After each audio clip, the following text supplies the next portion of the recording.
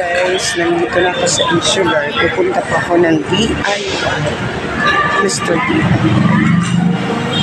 At bago ang lahat, paserox ko muna itong ID ko.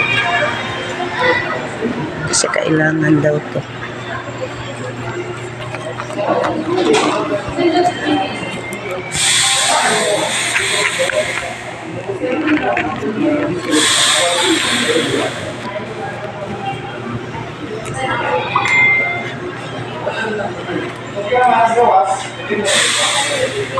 Is na mo yung photocopy?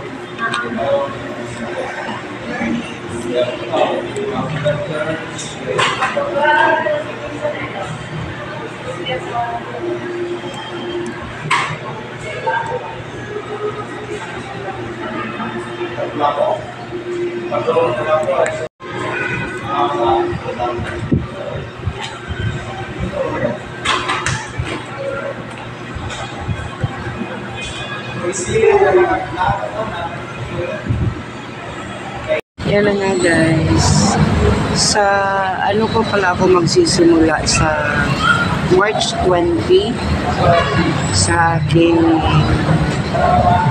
bagong journey. Tingnan natin kung makakaya ko. So ito may pinamili na ako sa ano sa DIY. At ano, maghahanda na lang para sa malayo pa naman, March 20. So only 3 months ang inaano sa akin, parang professional 3 months. Tapos kung magiging okay daw yung performance, possible, tapos possible na extend. And aside from that, possible daw na magkaroon ng iba pang mga estudyante.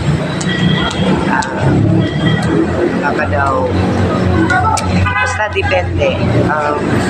Kasi mag-ano pa kami, mag-zoom pa kami on Monday. So I'll see what I can do.